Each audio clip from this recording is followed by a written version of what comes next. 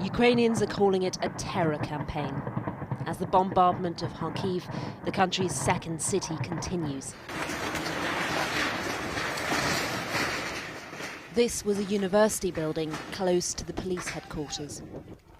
Elsewhere, rockets rained on residential areas too. Missiles. 6 missiles flew over me. I didn't see the rest. Here's the shell crater. You can see it for yourself.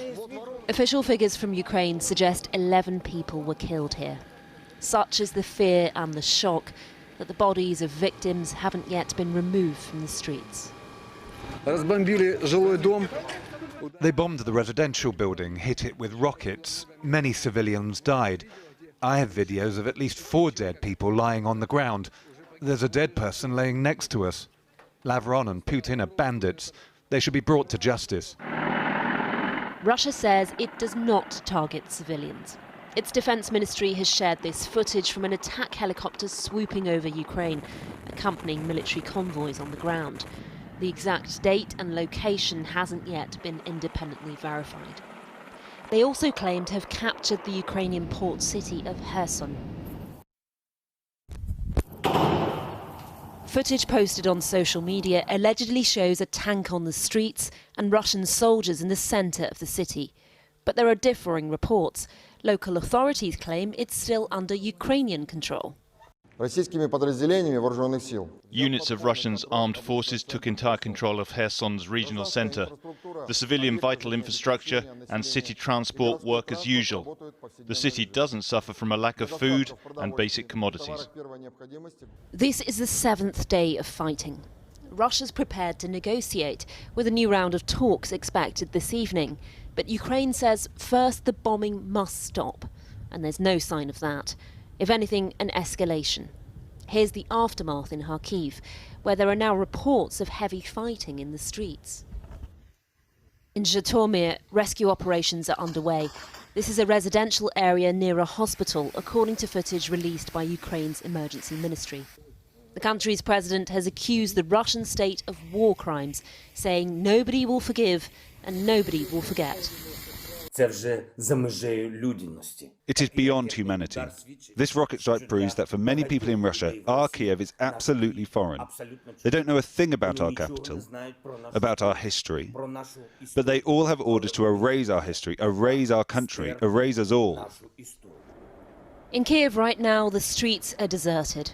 Only a trickle of people move about, and every car is being checked by Ukrainian soldiers as they brace for the arrival of an advancing Russian convoy. Well, I've been speaking to the Ukrainian MP Anastasia Radina, who is near Kiev. I asked her how she was feeling and how last night had been. I don't dare say anyone in Ukraine is safe right now because of air raid and air alarm that we hear all around the country, including that in western areas of Ukraine. What was it like for you? Would it be possible to say that I'm scared to death as a mother? I'm obviously scared to death, and I'm not ashamed to say that. How much information are you getting about what's going on elsewhere? We're basically seeing that they are waging a ruthless war against Ukrainian civilians. What they are doing is war crimes. They are using prohibited vacuum bombs. They are shelling and bombing peaceful, residential, densely populated areas in our city where there are no military objects and there have never been any military objects whatsoever. You said as a mother, how are your children? Again, I don't dare say if anyone in Ukraine is safe.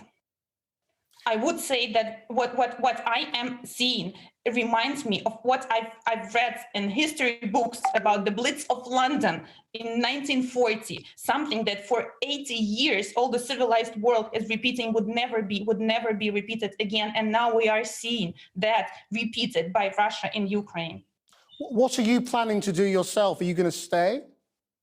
Yes, I am staying, obviously. I'm a member of the parliament. I have no moral right and no desire to leave whatsoever. In your normal role in parliament, your focus is anti-corruption.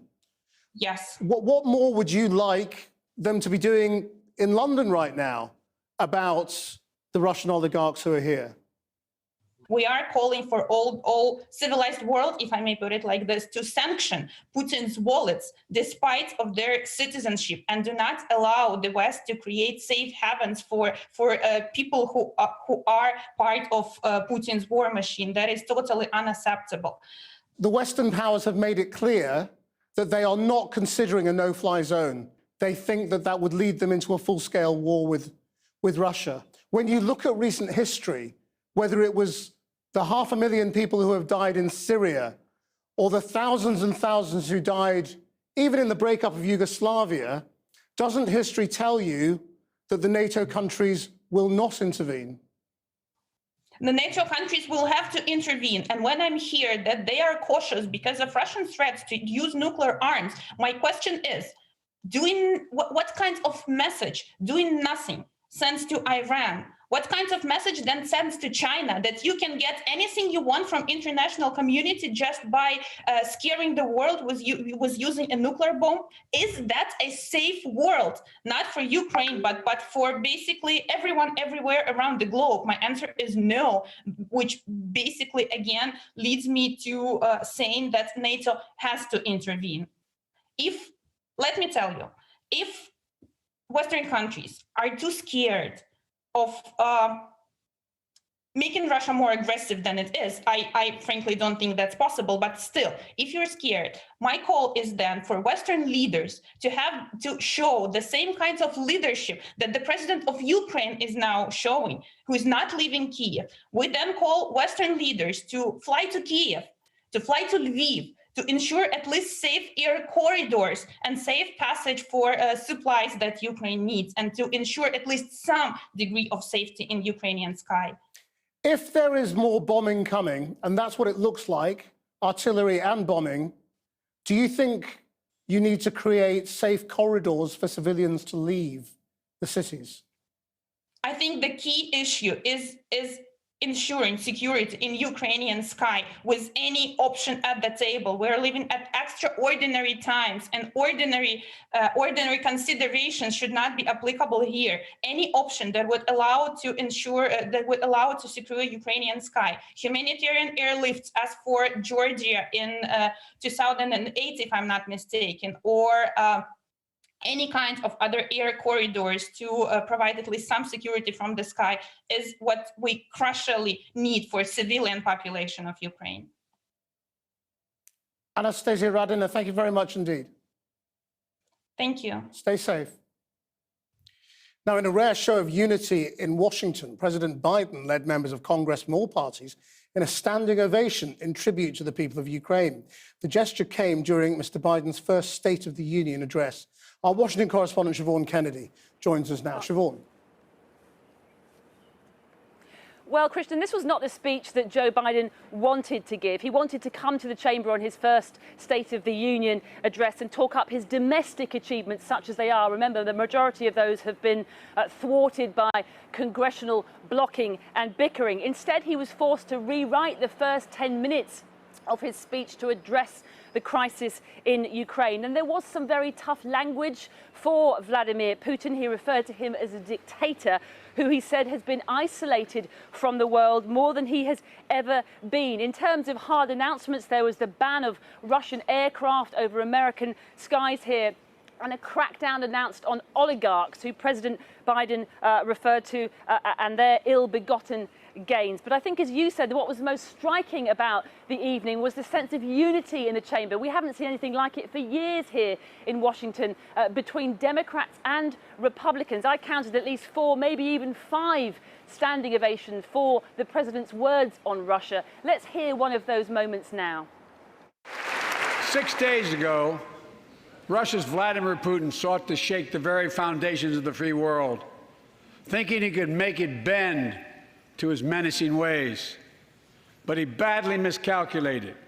He thought he could roll into Ukraine and the world would roll over. Instead, he met with a wall of strength he never anticipated or imagined. He met the Ukrainian people.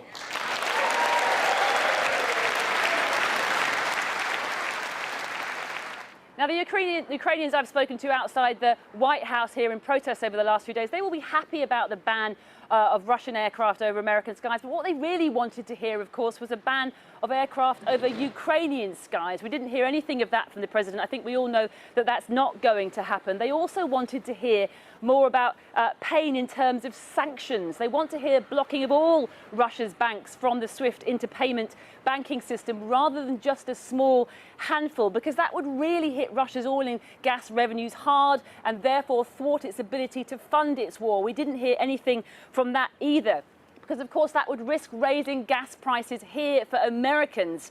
And while there was some warning of pain to come for Americans from the sanctions, there was no, in a critical midterm election year, the message really from President Biden to the American people was, don't worry, everything is going to be okay. Siobhan Kennedy. Now, over 660,000 refugees have already left Ukraine, according to figures from the UN. Porrick O'Brien has been travelling along Ukraine's borders with Poland, Slovakia, and now Hungary, hearing people's stories. He sent this report from the town of Zahon, where thousands of African students have crossed over, amid claims people of colour are facing discrimination in their attempts to escape the war. The tiny village of Zahon on the Hungarian border with Ukraine is basically just a train station. Now, though, becoming a major transit point out of Ukraine.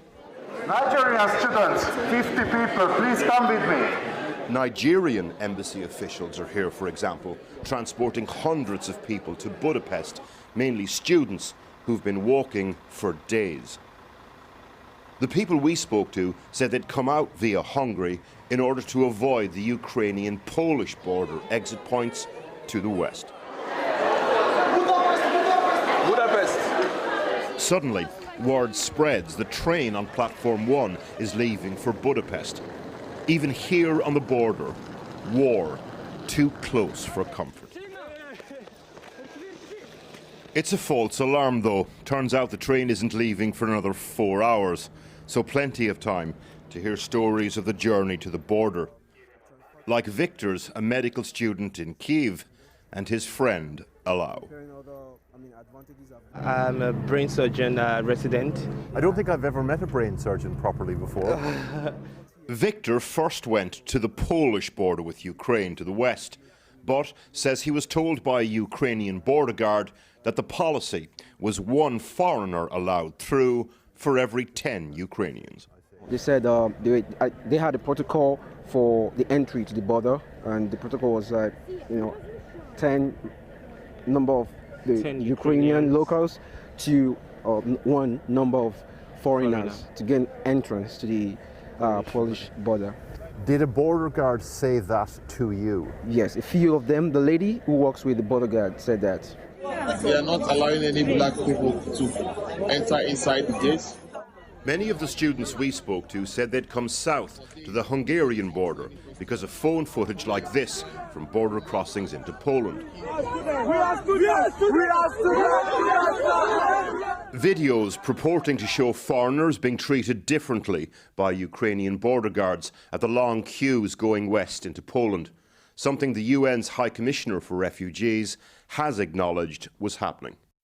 Augustine's university lectures for medicine were due to start properly in March. Aspirations derailed for now by war. At the border crossing he first went to, he says there was a policy of large groups of black people being separated from Ukrainians. Did somebody actually say that to you? How do you know that that was the case?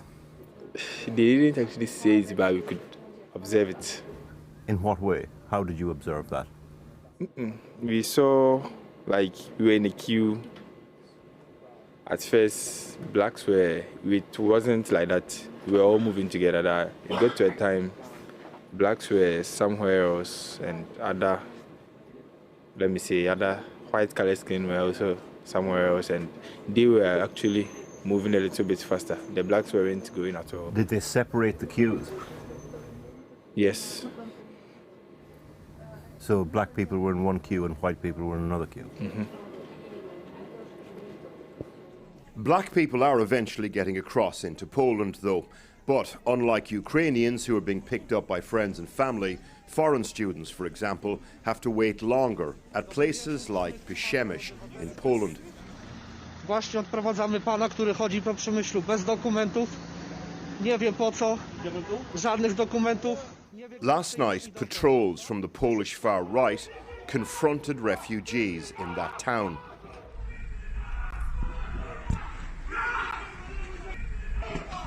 In one case, chasing groups of black people through the street.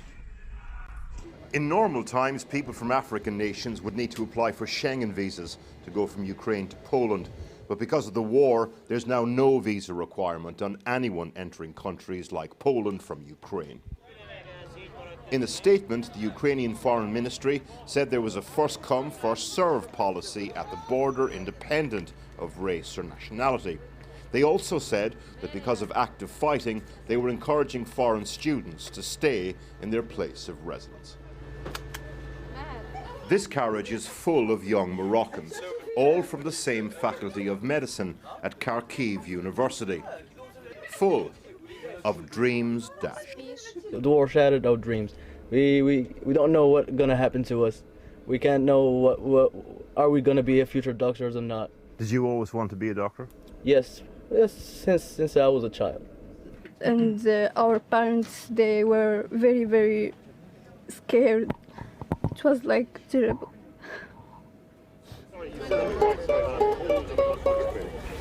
These are not the only refugees for whom war has wrecked aspirations. That's so cool. Is that you? Margarita, for example, waiting on the platform, is a Ukrainian artistic gymnastics champion. One of the casualties of war can be the aspirations of the young, people's plans for themselves torn up, inequality accentuated. In war, in other words, some are more unequal than others. Warwick O'Brien reporting. Now, in the last few minutes, the International Paralympic Committee has announced that Russian and Belarusian Paralympians will now have to compete as neutrals at the Games, which are due to begin in Beijing on Friday. Paul McNamara is with me now. Paul. Yeah, so first of all, sanctions on on athletes from both of those nations, which not all other sporting bodies have done. We've got the announcement here. Paralympic athletes from Russia and Belarus will participate as neutrals. They will compete under the Paralympic flag and the Paralympic anthem, and they will not include in the medals table. So the question now is, first of all, is this enough for the Paralympic committees of other nations? Remember, just last week, we had the footballing governing bodies say that Russian team could compete under, what was the name? The Football Union of Russia, and without their flag. Well, that didn't last long. There was U-turn because everyone was outraged about it. And second of all, we've got this bizarre situation now where the refugee team, athletes without a nation who are refugees, they compete under the Paralympic flag. This is the same flag which the committee is saying that Russian athletes should compete under. Now, remember, Ukraine is still representing themselves. Their athletes landed in Beijing this morning. I'm not sure how refugee athletes will feel about athletes from a nation which has created hundreds of thousands of refugees over the last week competing under the same flag. Keep watching. This story may develop. Thanks, Paul. Now, while we've been on air, Prime Minister's Questions has been taking place in the House of Commons. Our political correspondent, Liz Bates, joins us now from Westminster. Liz. Yes, and it's still going, Krish, but I can tell you that, first of all, I mean, at the beginning of the session today, there was a real show of solidarity in the House of Commons for the people of Ukraine. Many of the MPs wearing ribbons with the colours of the Ukrainian flag, and there was applause, as you can see, and that's because the Ukrainian ambassador to the UK is in the chamber. In terms of issues that were put to the Prime Minister, Keir Starmer wanted to discuss sanctions. He was pushing for more transparency around Russian money in the Ukraine, raised the specific issue of the Chelsea Football Club owner Roman Abramovich. He asked specifically about him and if he is being sanctioned. In terms of the Prime Minister's response to that, what he said was that there will be a full list published of Russian oligarchs with links to the Putin regime. He also announced an emergency donations fund to help the people of Ukraine and said the government would match any donations from the public. Liz Bates. Now, European gas prices have risen by 32% since last night's close due to the ongoing hostilities in Ukraine. Domestic consumers in the UK now face much higher bills as the impact of the war in Ukraine comes in addition to historically high gas prices, although, of course, domestic bills are capped. It's just a question of where that cap will get to. Now, as the situation for ordinary Ukrainians becomes ever more difficult, efforts here to collect aid to support them are continuing. Aisha Tull has been to Essex to meet Tatiana, who, along with volunteers, has been collecting supplies to send to her home country. Tanya, just walking over here, just talk me through what's here and what you're sorting out. Once people bringing their aid, we need to sort them by pallets. So here we have pillows and duvets. Further down is tissues and toilet papers, wet tissues, pampers, nappies. That's on that side. On this side we have toiletries, shampoos, soap gels. What else? We have baby food. I can see tin soup in here as well. Yeah. This is personal to you. You have family in Ukraine, don't you? My parents are in western part of Ukraine, so they are more or less safe. I've got niece and a nephew in Kharkiv, and the situation there is really dangerous. Yeah. How are they feeling and how are they? It's not easy even to get food. They need to go to the shop. There are big queues in the shop and shortage, and people are really scared. It's terrifying. What happens when they go to get food? Well, for example, my nephew yesterday went by car to the local shop to get some eggs and bread, and there was a big queue, and my sister didn't hear back from him for 3 hours. And when she called him,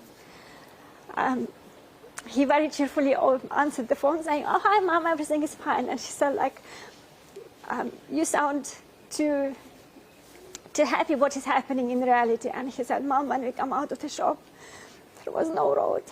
So can we stop for a second, please? I'm so sorry, Tanya.